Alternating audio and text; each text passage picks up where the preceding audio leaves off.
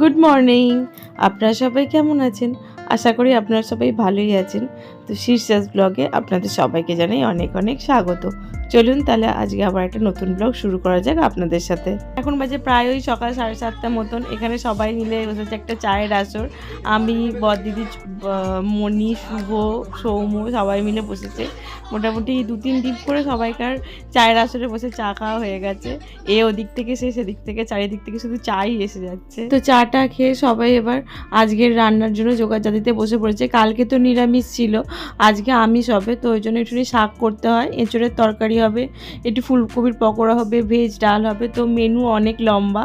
আর এই দেখুন না, আমার ছেলে আর ঋতমা দুজনে মিলে শুধু ফুল তুলে যাচ্ছে। দেখুন কত সুন্দর ফুলগুলো হয়ে রয়েছে, আর ওরা শুধু দেখে দেখে বড় বড় ফুলগুলো ছিঁড়ে কেমন নষ্ট করছে। এই দেখেছেন কত ফুল তুলেছে ওরা। এরকম ফুল তুললে বাপু খুব রাগ ধরে।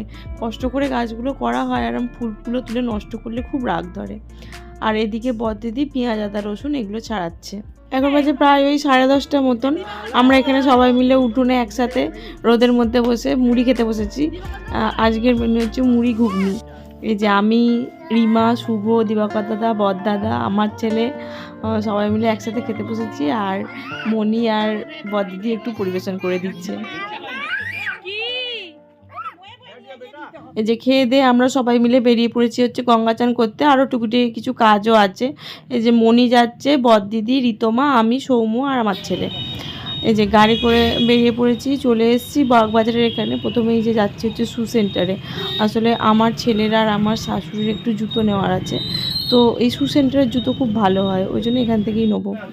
এই যে ছেলের এই যে হাওয়াই চপ্পলটা নিয়েছি, আর মায়ের জন্য একটা জুতো দেখছি, দেখি কোনটা পছন্দ হয়। চলে এসেছি আমরা গঙ্গার ঘাটে, সোজা ঘাটেই এসেছি। এখানেই ঘাটটা একটু পরিষ্কার পরিচ্ছন্ন। ও রিমা আর শুভর কথা তো বলতে ভুলেই গেছিলাম। আসলে ওরা দুজন স্কুটিতে এসছে, তো ওই জন্য ওদের কথা বলতে ভুলেই গেছি।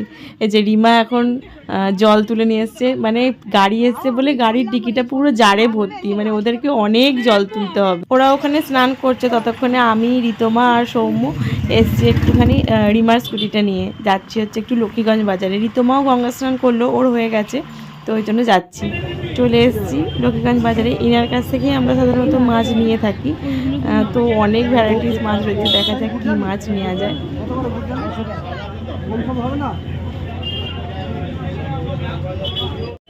এটা কি মাছ নামটা ভুলে গেছি, তবে বিশাল মাছটা। এই যে আমাদের মাছ নেওয়া হয়ে গেছে। এখানে 3 রকমের মাছ নিয়েছি, আর একটু মাছের ডিম। ধরবি নাকি? পারবি না।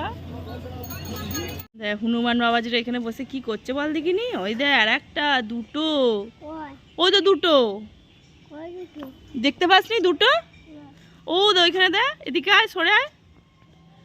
ও দা দুটো আছে, দেখেছিস? গঙ্গা স্নান তো ওদের হয়ে গেছে। এবার একটু এসেছি চশমার দোকানে। এখান থেকেই সৌম্য চশমা করানো হয়। তো ওর চশমার কাঁচটা ঘষে গেছিলো, ওই জন্য ওকে চশমাটা চেঞ্জ করতে হবে, ওই জন্য চশমা করাতে দিয়ে এসেছি। চশমা করাতে দিয়ে চলে এসেছি একটু আইসক্রিম খেতে। বড়দিদি আসলে বললো একটু আইসক্রিম খাওয়ার জন্য, তো ওই জন্য একটু আইসক্রিম খেতে এসেছি। দেখি কি আইসক্রিম খাওয়া যায়।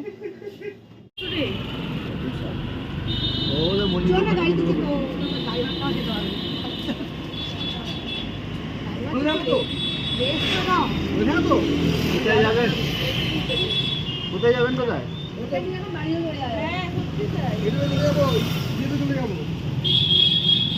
যাবো নাকি? এবার এসছি একটু সূর্যকুমার মোদকে। আসলে মণি বললো গঙ্গা স্নান করে নাকি মিষ্টি মুখ করতে হয়, তো ওই জন্য একটুখানি মিষ্টির দোকানে এসেছি, দেখি কি মিষ্টি কেনা যায়। ওই মণি বলছে যে ছানার মুরগিগুলো নিতে, তো ওইগুলো অনেক দিনই খাওয়া হয়নি, তো ওইগুলো ভালোই লাগে খেতে। বেশ হয়ে গেছে আমাদের মিষ্টি নিয়ে, মিষ্টিটা নিয়ে নিলাম আমরা। এবার গাড়িতে যেতে যেতে খেতে পারবো, ওই জন্য প্যাকেট করে নিলাম। আবার এলাম একটুখানি অঞ্জলিতে, মানে আমরা শুধু পোপো করে ঘুরেই যাচ্ছি, এদিক থেকে ওদিক, ওদিক থেকে সেদিক। তো বড়দিদির অঞ্জলিতে একটু দরকার ছিল, তো ওই জন্য আবার এখন এলাম অঞ্জলিতে। এখন বাজে প্রায় 2টো মতন। এই যে বড়দিদির জন্য আসলে লুঙ্গি দেখছিল, তো ওই জন্যই এলাম।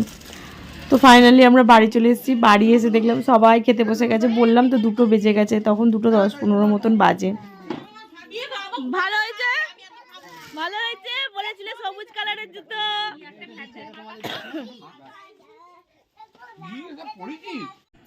এখন বাজে প্রায় ওই সন্ধ্যে 8টা মতন। তো আমরা বাড়ি ফিরছি আজকে। তো চলুন আজকের ব্লগটা আমি এখানেই শেষ করছি। ভালো লাগলে একটা লাইক করবেন, আর আমার চ্যানেলে যদি আবার ভিডিও পেতে চান চ্যানেলটিকে প্লিজ সাবস্ক্রাইব করবেন। আজকের মতন টাটা বাই, দেখা হচ্ছে নেক্সট ব্লগে।